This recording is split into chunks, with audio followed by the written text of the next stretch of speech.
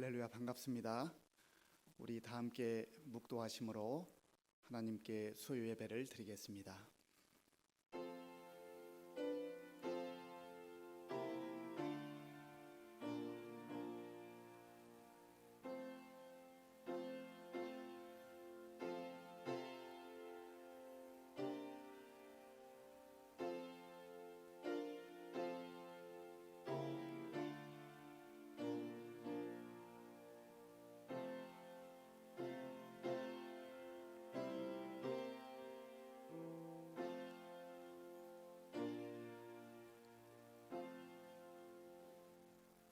하나님 아버지, 감사합니다. 하나님께서 몸된 교회를, 또 우리의 가정을, 우리의 발걸음을 지난 3일도 지켜주시고 오늘 이 밤에 하나님 앞에 나와 예배 드릴 수 있도록 도와주셔서 감사합니다. 우리의 예배를 받아주시고 말씀을 붙들고 기도하는 성도들의 기도에 응답하여 주시옵소서. 하나님의 영광이 나타나는 복된 예배가 될 수 있도록 역사해 주옵소서. 예수님의 이름으로 기도하옵나이다. 아멘. 다 함께 찬송가 370장, 찬송가 370장을 부르겠습니다.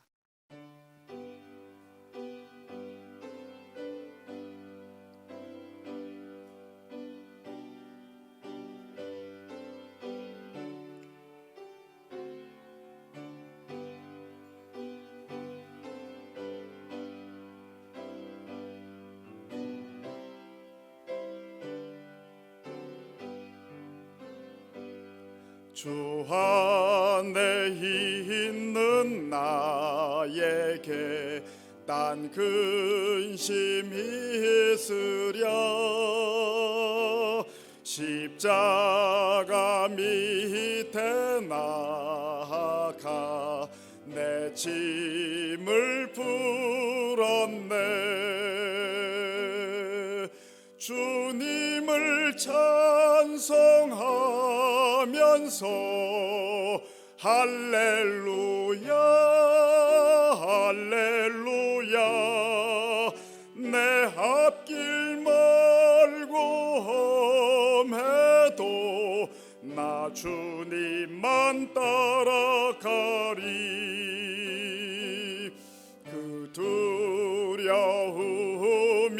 변하여 내 기도 되었고 전날의 한숨 변하여 내 노래 되었네. 주님을 찬송하면서 할렐루야 할렐루야. 내 앞길 멀고 험해도 나 주님만 따라가리. 내 주는 자비하셔서 늘 함께 계시고 내 궁핍함을 아시고 늘 채워주시네. 주님을 찬송하면서 할렐루야 할렐루야. 내 앞길 멀고 험해도 나 주님만 따라가리. 내 주와 맺은 언약은 영 불변하시니 그 나라 가기까지는 늘 보호하시네.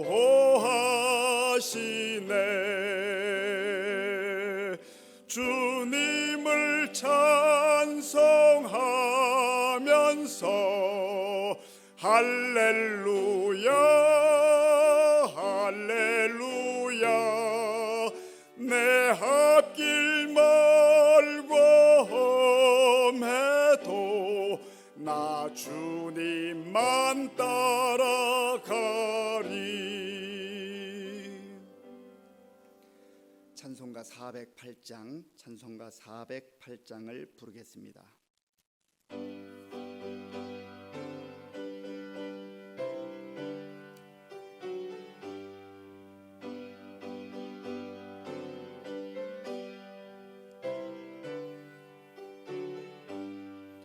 나 어느 곳에 있든지 늘 마음이 편하다.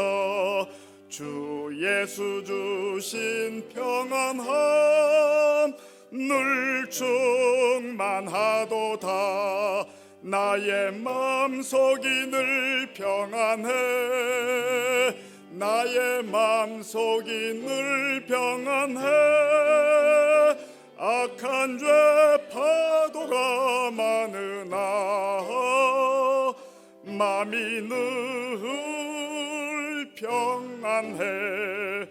내 맘에 솟는 영생수 한없이 흐르니 목마름 다시 없으며 늘 평안하도다.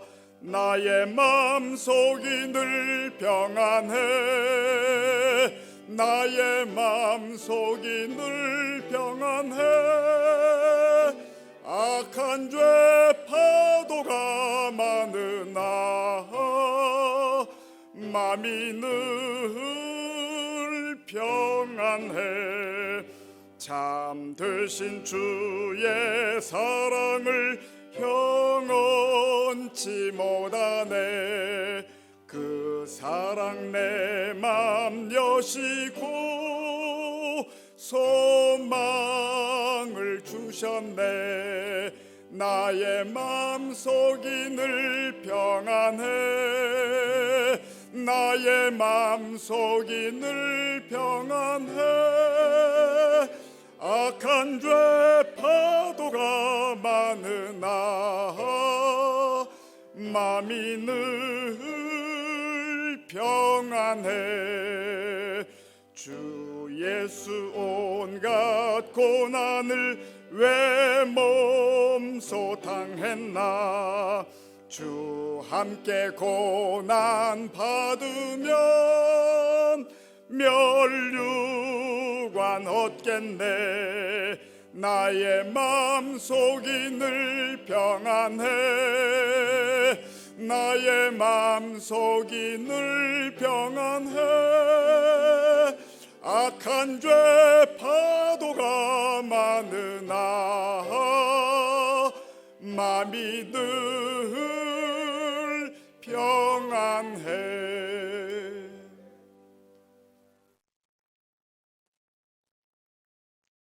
사랑의 주님, 우리를 인도하시고 사랑하심에 감사드립니다. 나의 모든 상황들을 내려놓고 예배를 통해 은혜로 풍성하게 하시고 가장 복된 시간 되길 간절히 기도드립니다.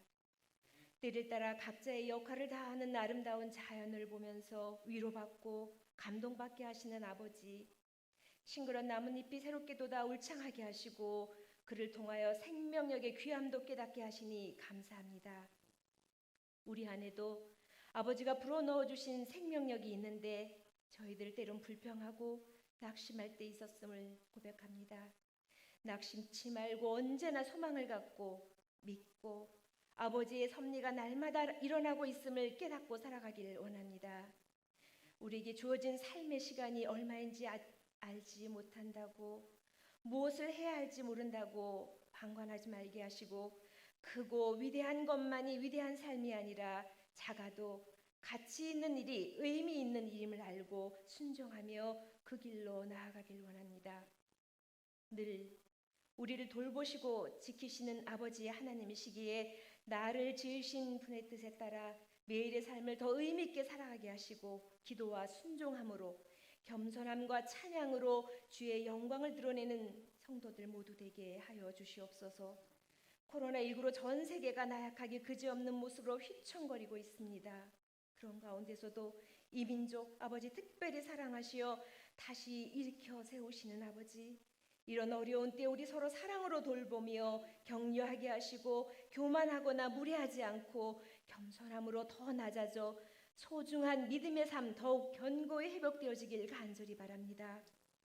시민재단의 모든 성도님들, 또 병마와 힘겨운 싸움을 하고 있는 분들과 군에 나가 있는 모든 젊은이들에게 이르기까지 한 사람도 빠짐없이 강건케 하시고 아버지와 동행하며 그 손 놓지 않게 하시고 앉은 자리 선자리 어느 자리에서나 어느 곳에서나 아버지를 찬양하며 경배하게 되길 간절히 원합니다. 바울과 실라가 감옥에서 찬양했던 것처럼 모든 상황들을 극복하게 하시고 이 세상이 정의와 진리로만 충만하여 승리하게 하옵소서. 아버지, 푸르른 꽃잔치가 한창인 어제, 그동안 우리 시민교회 1세대인 신앙의 어머니로 함께했던 그 고우셨던 안성희 권사님, 이별이 쉽지 않은 우리 권사님을 당신의 나라에 받아주시옵소서. 우리의 눈물이, 아쉬움이 향기로운 마지막 기도입니다. 남은 가족들 위로하여 주시고 마지막까지 모든 장례 절차에 함께하여 주시옵소서. 이 시간에도 귀한 목사님 선포되는 말씀 능력 있게 하시고 예배에 참석하는 모든 이들에게 은혜로 충만케 하시어 심령의 변화를 체험하며 주님의 피 묻은 십자가를 더욱 힘있게 붙잡는 귀한 시간 되게 하옵소서. 우리를 택하신 그 사랑에 감사드리며 우리의 삶을 넉넉히 이게 하시는 우리 주 예수 그리스도 이름으로 기도드립니다. 아멘.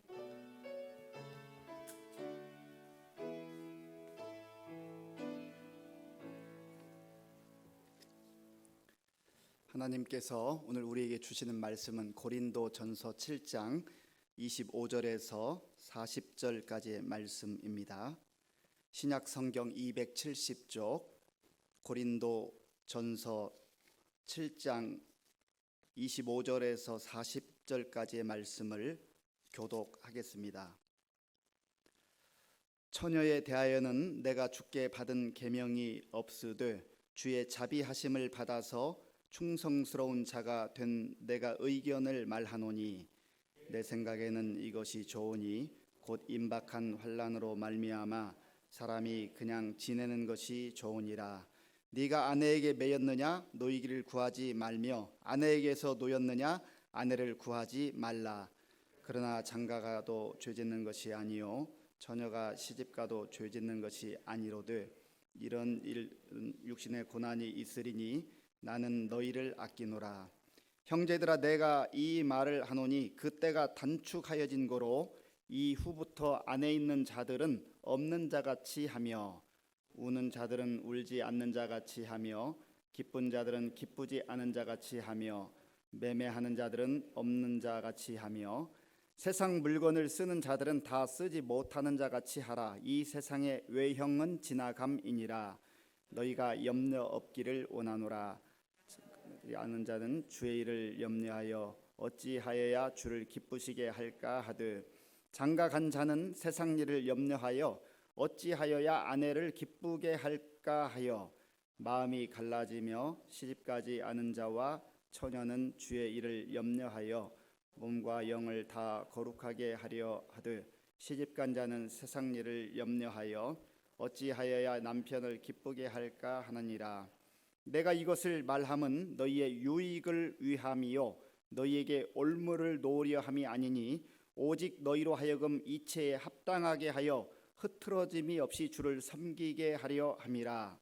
그러므로 만일 누가 자기의 약혼녀에 대한 행동이 합당하지 못한 줄로 생각할 때에 그 약혼녀의 혼기도 지나고 그같이 할 필요가 있거든 원하는 대로 하라.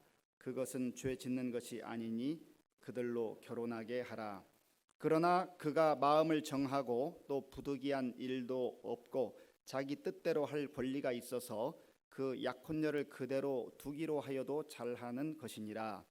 그러므로 결혼하는 자도 잘하거니와 결혼하지 아니하는 자는 더 잘하는 것이니라. 아내는 그 남편이 살아있는 동안에 매여 있다가 남편이 죽으면 자유로워 자기 뜻대로 시집갈 것이나 주 안에서만 할 것이니라. 그러나 내 뜻에는 그대로 더욱 복이 있으리로다. 나도 또한 하나님의 영을 받은 줄로 생각하노라. 아멘. 예, 우리 인사하겠습니다. 반갑습니다. 예, 오늘 이 밤에도 하나님께서 우리에게 주시는 큰 은혜가 함께 하기를 바랍니다. 고린도전서 7장에는 결혼 문제, 그리고 독신에 관련된 문제, 그리고 가정을 이루어 사는데 중간에 한 사람이 신앙생활을 하고 또 다른 배우자는 신앙생활을 하지 않는 그런 가정의 경우, 또 어떤 가정에는 이제 이혼을 하거나 사별을 한 경우에 재혼을 어떻게 하는 것이 좋은가, 이런 가정에 관련된 다양한 그러한 주제들이 나옵니다. 이미 지난 주에 말씀드린 대로 바울은 고린도 교회를 세운 그러한 목회자 또 선교사로서 고린도 교회가 건강하고 또 아름답게 은혜롭게 성장하기를 원했습니다. 부흥하기를 원했습니다. 그런데 그곳에서 들려온 소식이 갈등과 분쟁과 파당의 소식이 있다는 그 내용을 듣고 마음이 참 아팠습니다. 그리고 또 송사 문제가 성도들 간의 교회 내에서 불거졌고 음행의 문제까지 있었다는 이런 얘기를 들을 때 참 하나님 앞에 이 교회를 위해서 기도하며 우리 성도들을 사랑하는 마음으로 쓴 편지가 바로 고린도 전서입니다. 그런데 이 7장에는 이제 바울이 그렇게 들었던 그 고린도 교회의 여러 가지 당면한 문제들에 대해서 6장까지 이야기를 했고, 이 7장에 들어오면 아마도 성도들 가운데 바울에게 자기들이 가지고 있는 공동체적인 문제, 그리고 개인적으로 신앙생활할 때 어떻게 하는 게 좋은지에 대한 그러한 여러 가지 상담하는 것과 같은 그러한 문제를 편지로 써서 보냈던 것 같습니다. 그래서 바울이 그 문제에 대해서 이제 답변을 하는 것이 7장의 내용입니다. 오늘 본문에서 명확하게 나타나는 두 가지 고린도 성도들의 질문은 이것입니다. 하나는 1절에 나오는데요. 너희가 쓴 문제에 대해서 말하면 남자가 여자를 가까이 아니함이 좋으나. 그러니까 지금 이 성도 중에 누군가가 바울에게 남자가 여자를 가까이 하지 않는 것이 좋다고 그러는데 이것이 맞습니까? 라고 질문하는 겁니다. 그리고 또 오늘 본문 25절에 보면 처녀에 대하여는 내가 주께 받은 계명이 없으되 라고 하면서 처녀가 결혼을 어떻게 해야 될 것인가, 혼자 살아야 될 것인가, 결혼을 해야 될 것인가, 이런 문제에 대해서 또 고린도 성도들 중에 질문을 한 것 같습니다. 그래서 이 문제에 대해서 또 답변을 하고 있습니다. 그런데 바울이 여기에서 크게 보면 결혼과 독신에 대해서 이야기를 하는데, 전반적 흐름은 바울은 내가 혼자 지내는 것처럼 여러분들도 가급적이면 결혼하지 않은 사람은 혼자 지내는 게 좋습니다. 그렇게 권면을 합니다. 그리고 결혼을 하는 것이 죄를 짓는 것도 아니고 결혼을 하는 것도 잘하는 것입니다 라고 약간은 어정쩡한 답변을 하는 것 같지만 혼자 지내는 것이 더 좋습니다라고 그렇게 바울이 말하고 있습니다. 그러면 바울이 왜 이렇게 말하고 있는가라고 하는 그 시대적 배경, 그리고 고린도 지역의 그 상황들을 우리가 알아야 됩니다. 고린도 그 지역, 그 고린도 도시는 상업도시 또 항구도시로서 많은 사람들이 오가고 또 물질이 풍성했던 그러한 부유한 도시였습니다. 그러다 보니까 여기에는 사람들이 많이 모이면서 이제 축제도 벌어졌고 또 아프로테 신전에서 사람들이 우상을 섬기면서 아주 음란한 방탕한 그런 도시가 되고 말았습니다. 그래서 고린도라고 하는 이 도시 이름을 하면 음란한 행위를 하는 사람들이라고 하는 그러한 단어로 그렇게 불릴 만큼 이 도시가 도덕적으로 무너졌고 그리고 음란에 빠졌던 그런 도시였습니다. 그런 가운데 교회가 세워졌다는 것이죠. 그러다 보니까 사회에서 일어나는 수많은 일들, 도시에서 벌어지는 일들이 교회 안에까지 들어와서 문제가 되었다 하는 것입니다. 그래서 심지어 이 영지주의나 이원론 그런 영향을 받아서 한편에서는 극단적 쾌락주의로 흘러버렸고 또 다른 한편에서는 극단적 금욕주의로 흐르게 됐습니다. 그러니까 이 쾌락주의에 흐른 사람들은 어차피 영은 소중하고 육체는 더럽거나 한정적인 것이니까 아무렇게나 마음대로 살아도 된다. 영만 깨끗하게 유지하고 정신만 유지하면 된다. 그런 주장을 펼쳤습니다. 그리고 금욕주의에 빠졌던 사람들은 영이 소중한데 그 영을 더 순수하게 가꾸기 위해서는 육체의 욕망을 제어해서 금욕하는 것이 영을 더 멋있게 아름답게 가꾸는 것이라고 하는 그러한 극단론에 빠졌던 것입니다. 이러한 현상들이 교회까지 들어왔다는 거예요. 그래서 바울이 교회 성도들에게 이제 결혼에 대해서 이제 얘기를 하는데요. 먼저 우리가 이 시대적 상황을 알아야 할 뿐만 아니라 여기서 바울이 말하고자 하는 것은 모든 어떤 경우에 따라서 케이스에 따라서 이 경우는 이렇게 하고 저 경우는 저렇게 하세요라고 하는 정답을 주려는 것이 아니라는 것입니다. 중요한 것은 이 본문을 통해서 고린도 성도들에게 주고자 하는 그 바울의 사랑과 하나님 뜻에 합당한 성경적 원리, 하나님이 말씀하시고자 하는 그 기본적 내용을 잘 파악해서 그 시대에 맞게 자기 상황에 맞게 하나님의 뜻을 적용하는 것이 중요하다는 겁니다.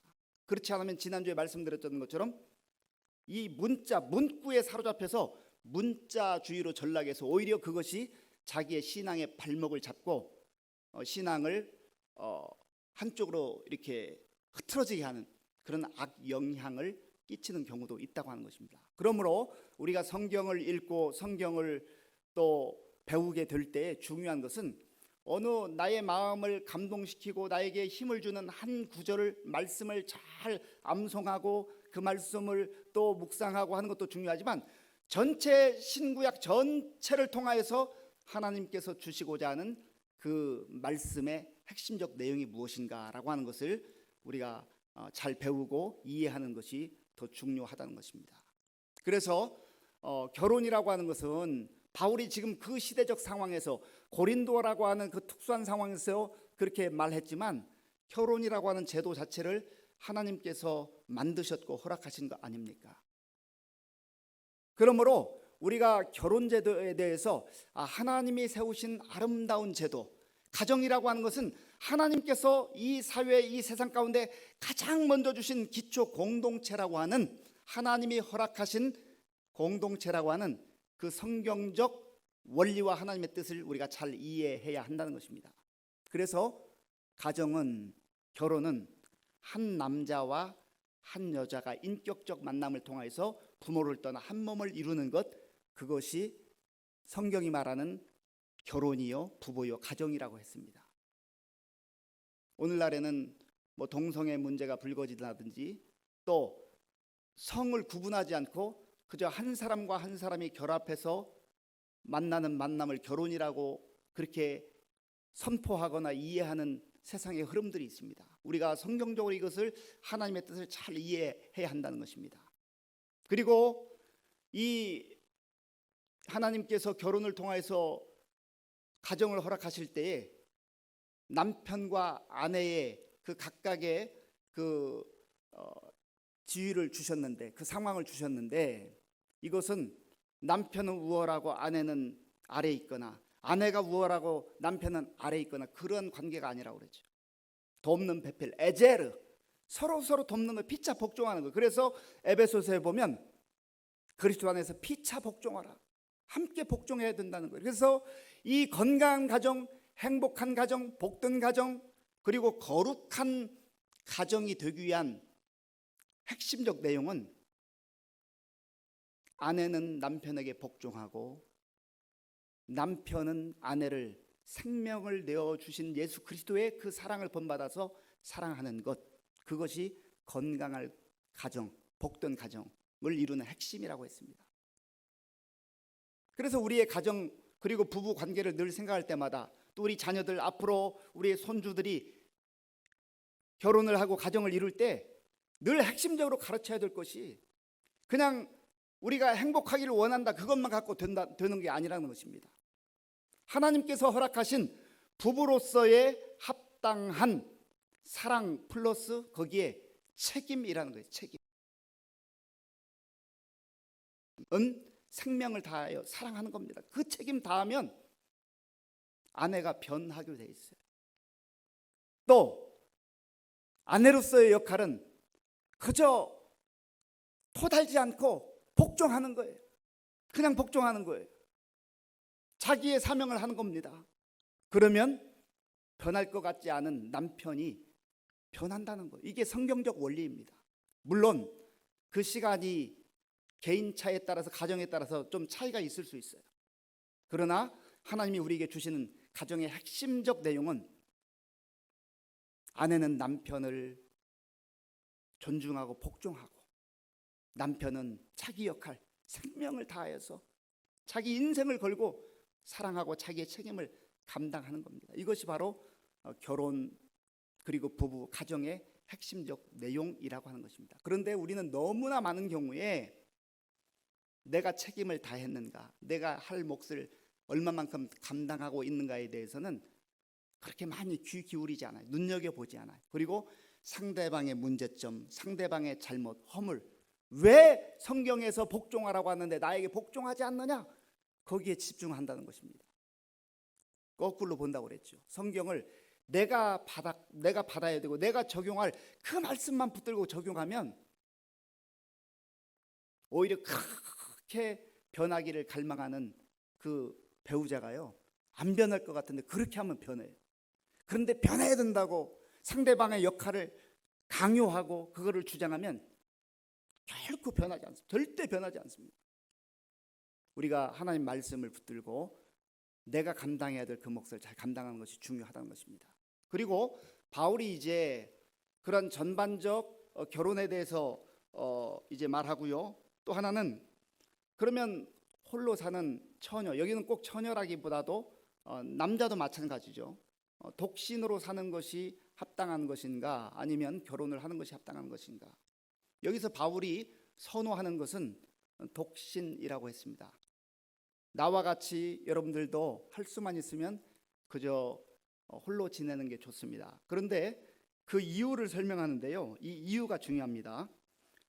26절 말씀을 같이 읽겠습니다. 오늘 본문 26절입니다. 내 생각에는 이것이 좋으니 곧 임박한 환난으로 말미암아 사람이 그냥 지내는 것이 좋으니라. 아멘. 독신 자체가 좋아서라기보다는 결혼이라고 하는 제도는 하나님께서 허락하신 것이기에 소중하고 귀하고, 또 하나님이 특별한 독신의 은사를 주시지 않았으면 결혼하는 것이 합당한데, 지금 이 고린도가 처한 이 시대적 상황 속에서는 임박한 환난이 있다. 환난이 임박했다. 지금 신앙 때문에, 예수 믿는다는 것 때문에 박해와 어려움이 오고 있고 또 온다는 것입니다. 그래서 예수를 믿게 되면 지금 그 사람의 생명이 정말 어떻게 될지 장담할 수가 없을 뿐만 아니라 그 가족까지도 다 죽게 되는 그런 상황에 처하는 그 시대적 상황이기 때문에 오히려 이러한 특수한 상황 속에서 결혼하는 것에 대해서 신중할 필요가 있다는 것입니다.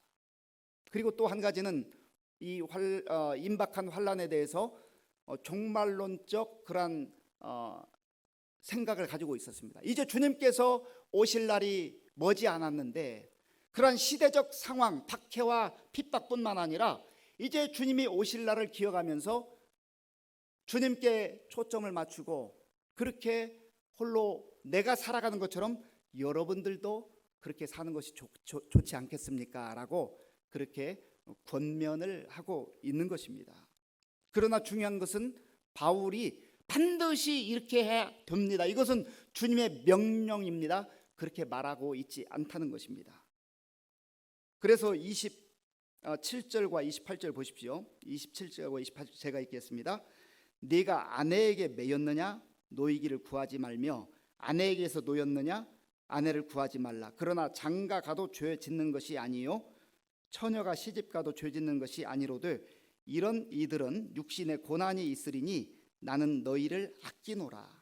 그러니까 바울이 지금 사랑하는 마음으로, 아끼는 마음으로 이미 결혼한 부부들, 결혼한 가정들은 자기에게 허락된 그 책임, 의무를 성실하게 감당해서 그 가정을 충실하게 잘 가꾸어가고 세워나가는 것입니다. 그러나 아직 결혼하지 않은 처녀나 총각에 대해서는 그런 임박한 환난, 그리고 종말론적 그 생각으로 인하여서 결혼을 하지 않는 것이, 나처럼 그렇게 지내는 것이 좋다고 생각합니다라고 하는 권면이라고 하는 것입니다.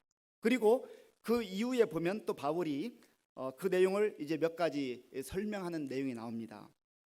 우리 32절을 같이 읽어보겠습니다. 너희가 염려 없기를 원하노라. 장가 가지 않은 자는 주의 일을 염려하여 어찌하여야 주를 기쁘시게 할까 하되. 33절은 제가 읽겠습니다. 장가 간 자는 세상 일을 염려하여 어찌하여야 아내를 기쁘게 할까 하여. 결혼하는 것이 소중하고 귀중한 것이지만, 그러나 아내가 남편이 인생의 목적이 되고 전부가 되어서는 안 된다는 거예요. 부부가 서로 사랑하고 아끼고 이 힘든 세상에서 서로 격려하고 하나님 주신 은혜 가운데 정말 서로 돕는 배필이 되어서 그렇게 동반자로 살아가는 건 중요하고 소중하지만, 남편을 사랑하고 아내를 사랑하는 것 중요하지만 그 마음속에 남편만 있고 아내만 있고 하나님이 빠져 있다면, 하나님이 삶의 우선순위가 되지 않고 하나님이 그 가정의 그 인생의 목적이 되지 아니하고 그 목적을 아내가 차지해버리고 남편이 차지할 그런 우려가 있다고 하는 것입니다. 그래서 34절에 보십시오. 34절, 우리 34절 같이 읽겠습니다. 마음이 갈라지며 시집가지 않은 자와 처녀는 주의 일을 염려하여 몸과 영을 다 거룩하게 하려 하듯 시집간 자는 세상 일을 염려하여 어찌하여야 남편을 기쁘게 할까 하느니라. 아멘. 그런데 우리가 여기서 한 가지 더 생각해 볼 문제가 있습니다. 바울의 경우는 정말로 하나님께서 그에게 독신의 은사를 허락하셔서 자기가 고백하는 것처럼 그의 남은 여생을 온전히 하나님의 나라와 복음을 증거하는데 그의 모든 초점을 맞추고 그렇게 살아갔습니다.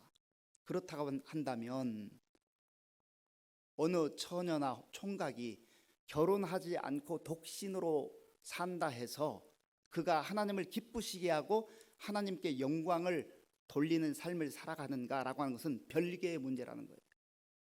결혼을 하지 않고 독신으로 살기는 사는데 전부 그 목적이 나 편하기 위해서, 내가 즐겁기 위해서, 그냥 나만의 인생을 위해서 결혼하지 않고 그것이 목적이 되어서 독신으로 산다면 그것은 바울이 말하고 있는 독신으로 사는 것이 하나님께 영광을 돌립니다라고 하는 것과는 전혀 거리가 먼 독신이라는 것입니다. 그리고 결혼을 해서 이제 가정을 이루고 살지만 부부가 힘을 합하여서 우리의 인생의 목적과 초점은 오직 예수 그리스도 하나님입니다. 우리 가정이, 우리 부부가 서로 아끼고 존중하고 사랑하며 살지만, 그러나 우리 가정과 우리 부부의 목적은, 우리 인생의 목적은 하나님입니다 라고 그렇게 살 수 있으면, 그렇게 살아가면 결혼한 가정도 부부도 얼마든지 하나님께 영광을 돌리며 주님을 기쁘시게 하는 그러한 가정을 이루며 살 수 있다는 것이죠.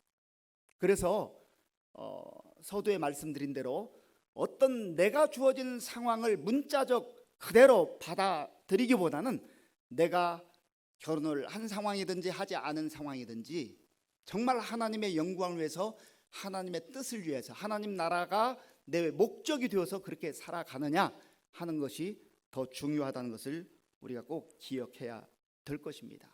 그래서요, 바울은 38절에 그 내용을 이제 또 한번 정리해서 말하는데 38절입니다. 같이 읽겠습니다. 그러므로 결혼하는 자도 잘하거니와 결혼하지 아니하는 자는 더 잘하는 것이니라. 아멘. 이것은 지금 이 시대 상황뿐만 아니라 일반적 상황 속에서 정말로 하나님께만 집중하고 하나님 나라를 위해서 은사를, 독신의 은사를 받은 자가 결혼까지도 내려놓고 복음을 위해서 살아갈 수 있는 그런 인생이라면 그런 경우는 독신이 더 잘하는 것이다 라고 그렇게 말하는 것입니다. 그러나 오늘날 우리 젊은이들이 결혼하는 걸 주저하거나 또 결혼 잘 하지 않으려고 하는 그 목적과 내용을 보면은요, 내가 정말로 내 인생을 주님께만 바치고 나 자신을 위해서가 아니라 내 가정에 가족들에게 얽매이지 않으려고 정말 복음을 위해서 내가 하나님께 은사를 받았으니 결혼을 하지 않고 살겠습니다.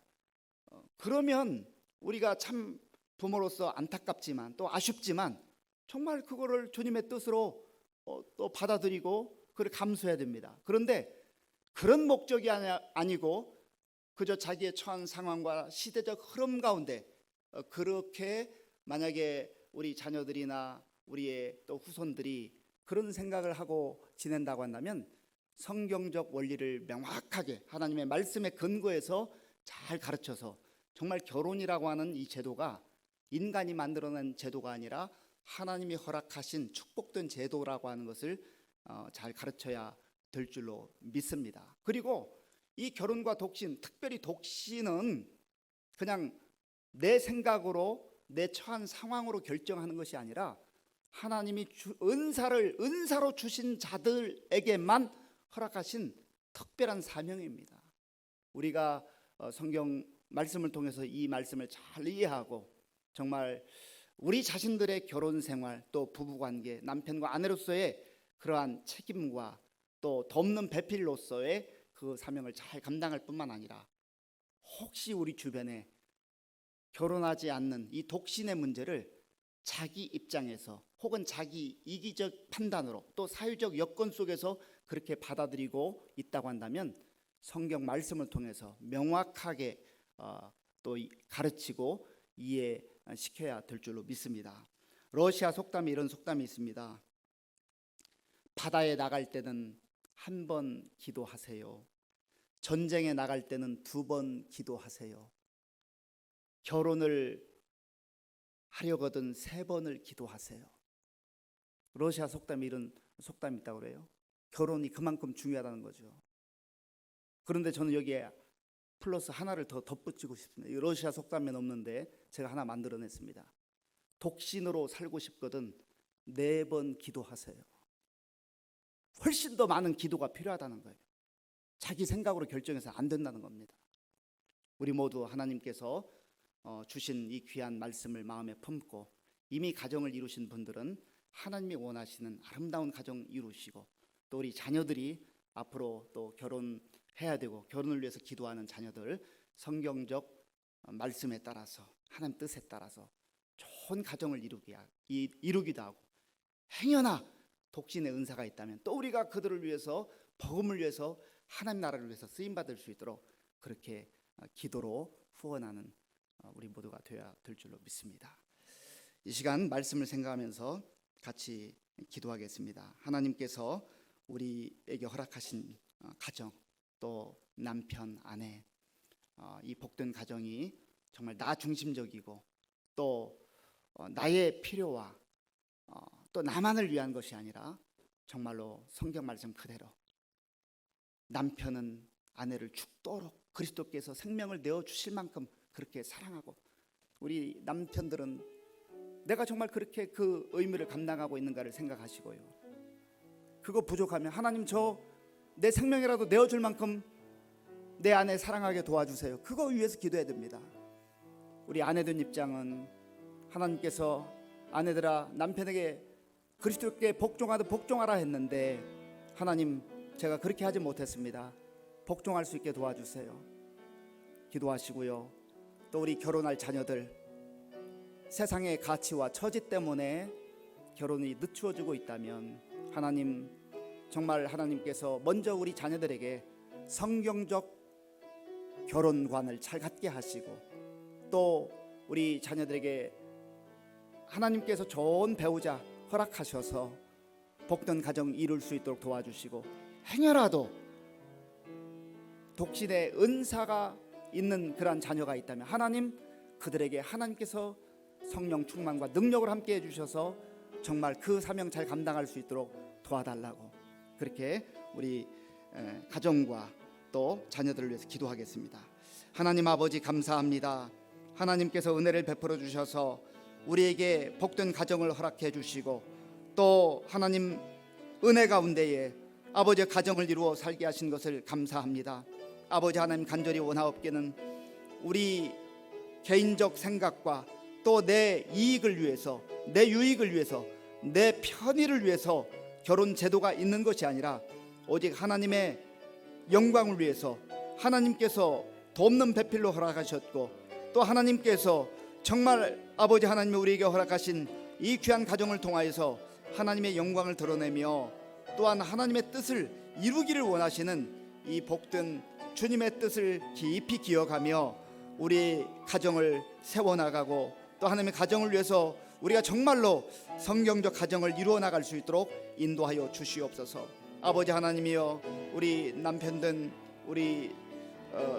자들에게 은혜를 주시고, 정말로 아내를 사랑하되 예수님께서 몸된 교회를 위해서 생명을 내어주신 것처럼 우리 아내를 사랑하는 그 마음을 주시옵소서. 아버지 하나님, 또한 원하옵기는 우리 아내들 남편을 존중하며 존경하며 복종할 수 있는 마음 주셔서 예수 그리스도 안에서 피차 복종하는 가운데 우리의 남은 생애가 복된 생애가 되게 하시고, 서로 더욱더 사랑하고 의지하고 하나님의 영광을 드러내는 아름다운 가정들 이룰 수 있도록 주님 도와주시옵소서.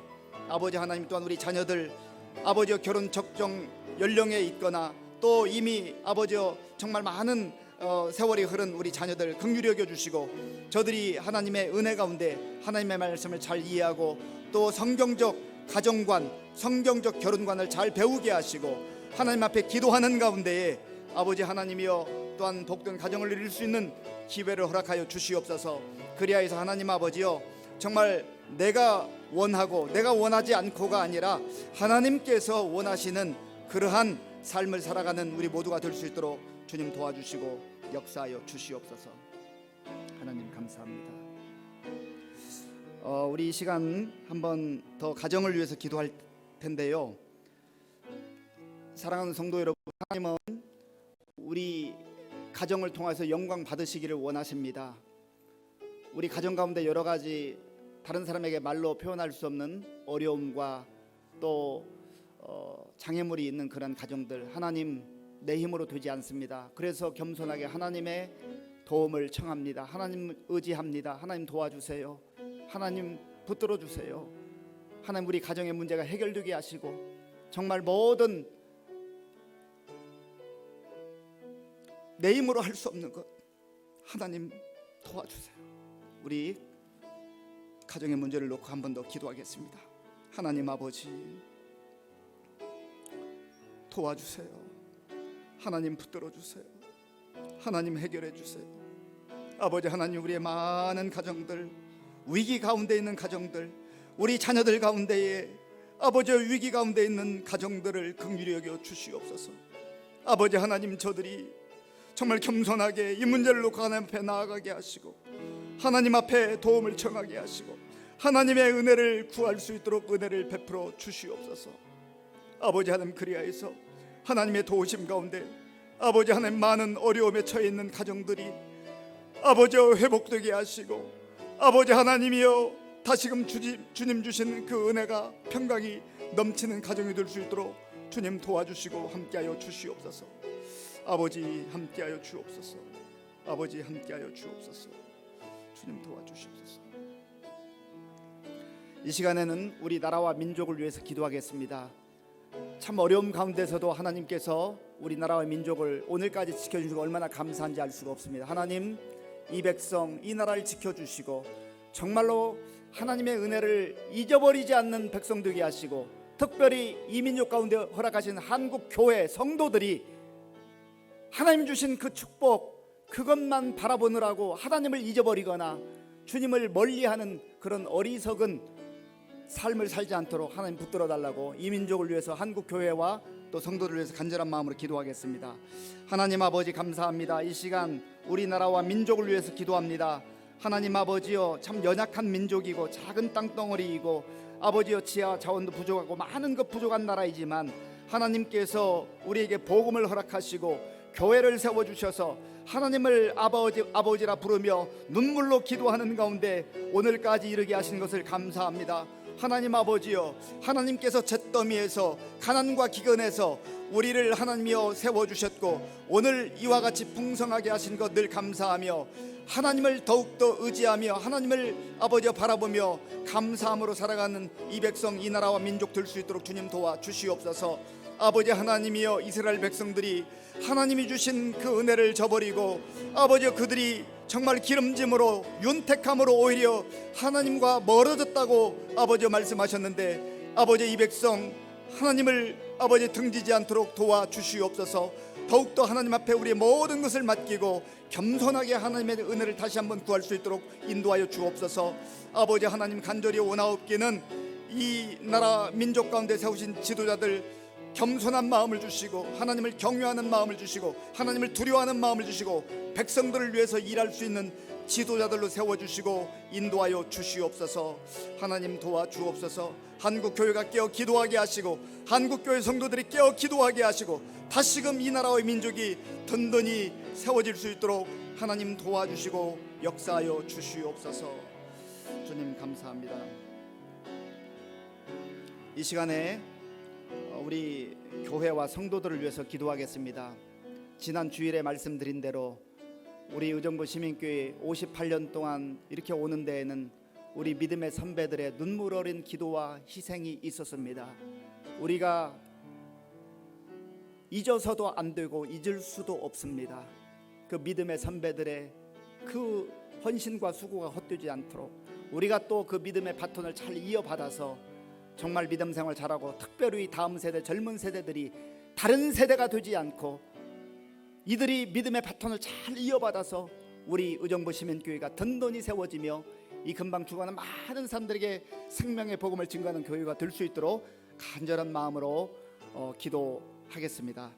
하나님 아버지 감사합니다. 하나님께서 우리 의정부 시민교회를 사랑하시고 지금까지 이끌어주시고 인도해 주신 것을 감사합니다. 아버지 하나님이 58년 전에 이곳에 교회를 세워주시고 우리 믿음의 귀한 선배들을 통하여서 정말 수많은 눈물을 흘렸고 수많은 수고가 있었고 헌신이 있었습니다. 하나님 아버지여, 우리가 정말 우리 믿음의 선배들의 그 수고를 기억하게 하시고 또 아버지 하나님이여 우리가 잊지 않게 하시며 그 수고와 헌신을 또다시 우리의 몫으로 잘 받아 온전히 성실하게 감당할 수 있도록 은혜를 베풀어 주시옵소서. 아버지 하나님, 세대가 험악해지는 이 시대 속에서 우리가 그 믿음 잘 간직하게 하시고 무엇보다도 우리의 젊은이들에게 이 믿음의 바톤을 잘 넘겨줄 수 있는 그런 믿음의 용사들로 세워 주시옵소서. 그리하여서 우리 교회가 더욱더 부흥하게 하시고 든든히 세워져 가게 하시고 정말 하나님의 나라를 확장하며 복음을 증거하는 일에 귀하게 쓰임받는 교회가 될 수 있도록 하나님 도와주옵소서. 주님 도와주옵소서. 하나님 함께해 주옵소서. 우리의 젊은이들, 청년들, 청소년들, 어린아이들 아버지여 정말 젖먹이에 이르기까지 주의 성령께서 붙들어 주시고 인도하여 주옵소서. 주여 감사합니다. 예수님의 이름으로 기도드립니다. 하나님 아버지 감사합니다. 하나님께서 오늘 이 밤에도 주님 앞에 나오게 하시고 또 말씀 듣고 말씀에 따른 우리의 가정과 또 부부 또 결혼 관계 또 독신의 삶 모든 것들을 다시 한번 생각하게 하시니 감사합니다. 하나님, 우리의 모든 삶 오직 주의 영광을 위해 살게 하시고 말씀에 순종하며 살아가는 우리 모두가 되게 하여 주시옵소서. 예수님의 이름으로 기도하옵나이다. 아멘. 다 함께 찬송가 428장을 부르겠습니다.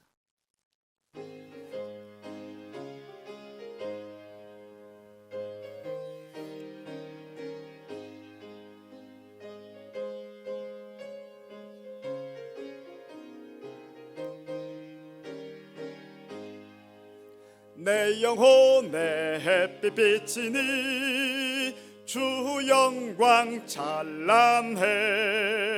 이 세상 어떤 빛보다 이 빛 더 빛나네. 주의 영광 빛난 광채 내게 비춰 주시옵소서. 그 밝은 얼굴 배울 때 나의 영혼 기쁘다.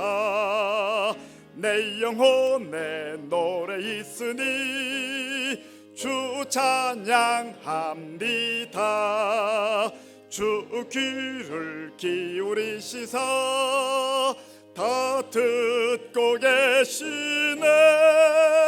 주의 영광 빛난 광채 내게 비춰 주시옵소서. 그 밝은 얼굴 배울 때 나의 영혼 기쁘다. 내 영혼의 봄날 되어서 주 함께 하실 때 그 평화 내게 깃들고 주 은혜 꽃피네. 주의 영광 빛난 광채 내게 비춰 주시옵소서. 그 밝은 얼굴 배울 때 나의 영혼 기쁘다. 내 영혼에 희락이 있고 큰 소망 넘치네.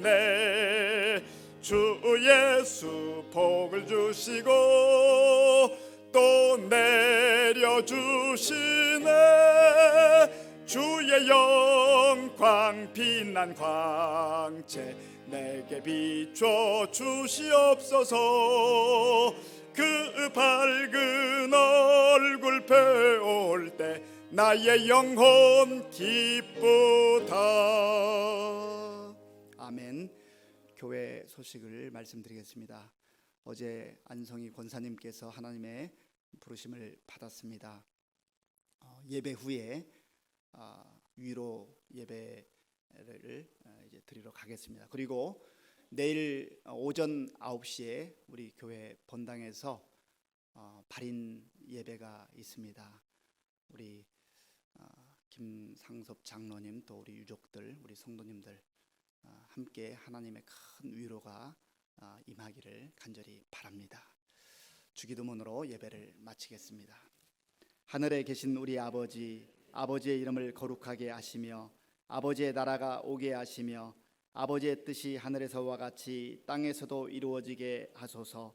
오늘 우리에게 일용할 양식을 주시고 우리가 우리에게 잘못한 사람을 용서하여 준 것 같이 우리 죄를 용서하여 주시고 우리를 시험에 빠지지 않게 하시고 악에서 구하소서. 나라와 권능과 영광이 영원히 아버지의 것입니다. 아멘.